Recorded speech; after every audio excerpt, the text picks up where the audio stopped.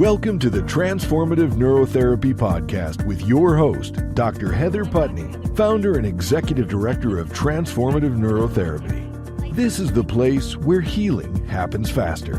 Because let's face it, your brain doesn't come with an owner's manual until now. Here, we take a holistic approach to brain health, bringing together science, mind-body harmony, and the tools you need to optimize your well-being. Whether you're a high performer, executive, athlete, longevity hacker, or just someone tired of your brain working against you, Dr. Putney is here to help you unlock your full potential. From brain fog to chronic stress, we're covering it all so you can finally experience brain health, mind harmony, and total well-being. Ready to get unstuck? Let's get started.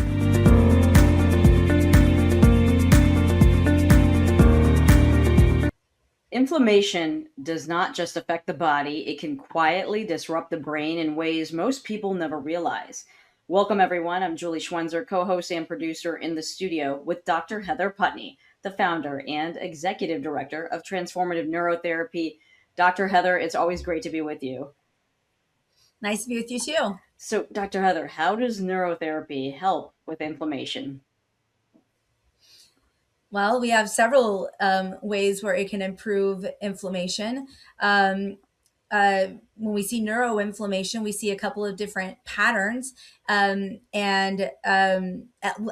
red light therapy is one of the things that we do. And one of its known mechanisms of action is to actually help reduce inflammation. So where we put the LED light, like red light therapy, it helps specifically kind of help reduce the inflammation in the areas that we target. So that's one of the ways that we treat it. Another way is that it can help bring more blood, our stimulation can help bring more blood flow to the area, which brings more resources, which can also help address the inflammation.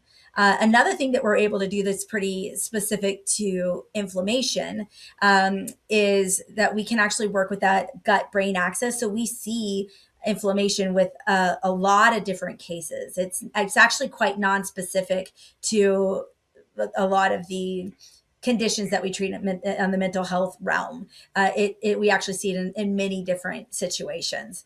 But one of the things that we could do is we actually have a frequency that helps fight inflammation. It's called inflammation reduction, and we actually will treat the gut. So maybe we'll be doing some work on the brain, but we'll also put these coils, which I have right here, which is the pulse electromagnetic field. So it just basically sends like a pulse and a frequency, into the area, like over the gut. And so we're working with the brain gut axis, which is actually really crucial because some of these different conditions tend to have inflammatory issues as well. So we see inflammation in with some of these issues, maybe in sensitivities. We see this in autism. So we can see increased, inflammation, but also like GI sensitivities and things like that. Other things that we see are conditions that we see that come in if someone had a traumatic brain injury, maybe experiencing issues from that. We see a lot of neuroinflammation post concussion or brain injury that we work with. Also, you can see inflammation. It'll look like brain fog. So long COVID, you may see that with clients with long COVID, where it looks like brain fog. Post chemo, people will talk about a lot of excess brain fog, and we can see excess inflammation also with clients recovering from chemotherapy. So like I said, as we see these things, we will attack the inflammation kind of in pretty similar ways, just depending on, where we're seeing it. So that's how we track it. When somebody comes into, you mentioned like the brain fog and other issues, what about like focus and mood and energy? Are those common complaints by your clients that come to see you? Yeah, all of those things, when you've got inflammatory processes going on, can definitely be impacted. So what happens is the way we see this is actually in the brain scan. So we tend to see a couple of different, there's a couple of different features that you might see. Sometimes it's excess flowing, where the inflammation is causing the brain to, there's less of a strong alpha, which is what we wanted, which is like the kind of the the base frequency you want to see at rest. Maybe there's less of that. There's more of the theta slowing, so the brain isn't running as fast as it could. And on the flip side, you may see the brain running too fast. So you've got excess beta, and so the brain is just kind of like in hyper arousal, and so you can see either signature or a little bit of both. I actually have a pretty interesting case example of that brain gut axis inflammatory process. We were working with a 9-year-old kid with ADHD, autism, and they were having some, we thought from some of the brain scans that there could also be an inflammatory process going on. So we had done some treatment, and it seemed to be when the kid would overindulge in gluten, they would have a regression in symptoms. So we worked with the parents, and they did a gluten-free trial for an entire treatment session. So it was a little bit, about a month and a half of no gluten, and we scanned the kid's brain.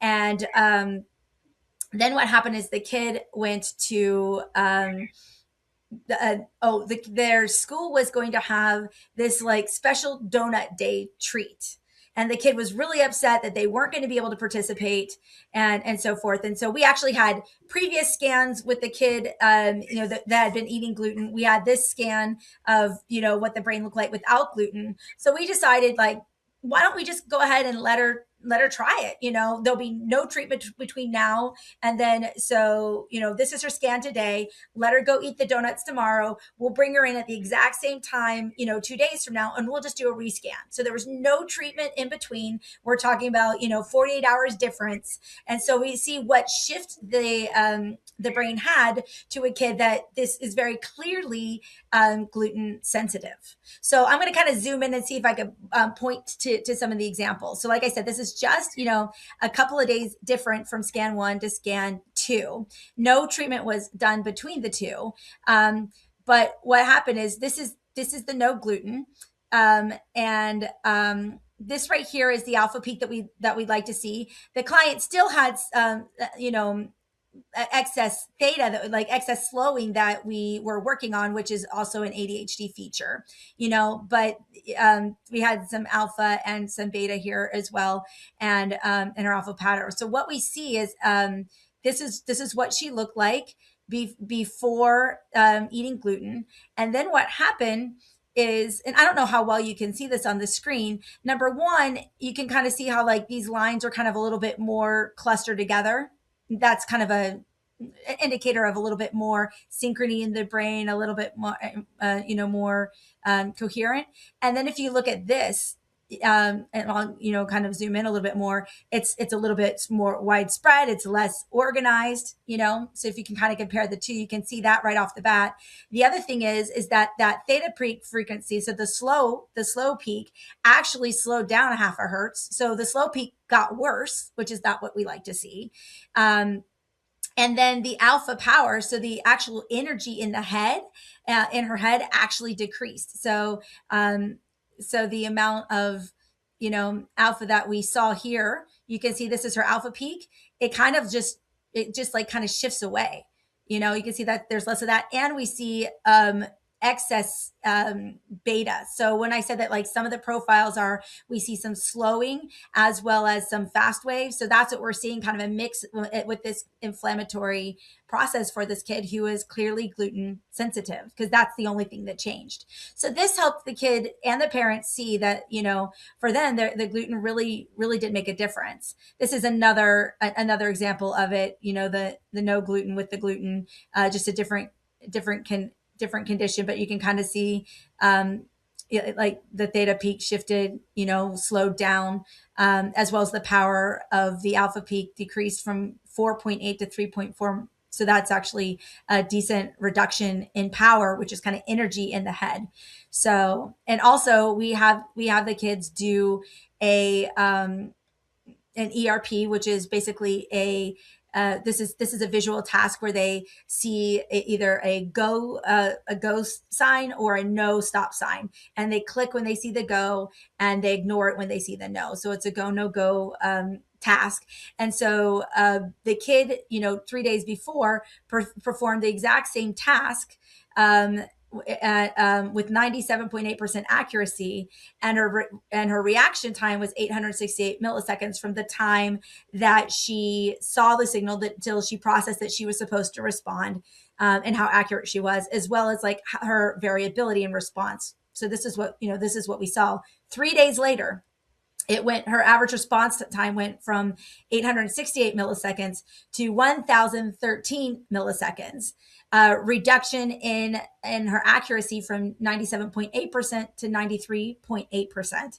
And as you can see, the standard deviation bar actually also increased. So basically her functional performance. So this is, she's going to, her performance in school, her ability to detect things, to respond. She is slower and less accurate when she's dealing with the inflammation in her brain.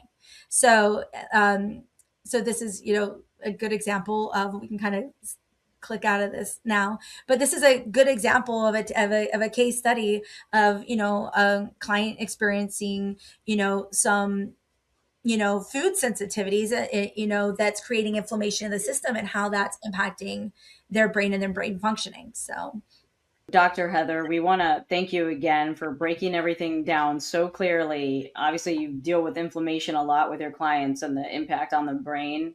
It's nice to hear how much you're helping people. Thank you.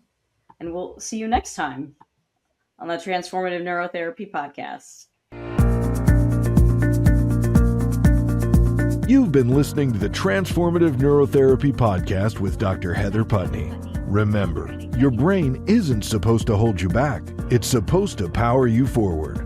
So stop letting it crash your party and start letting it do its job. If you're ready to optimize brain health, sharpen your focus, and age like a fine wine, schedule your free consultation today at transformativeneurotherapy.org or call us at 412-204-7397. Because here, healing happens faster. See you next time.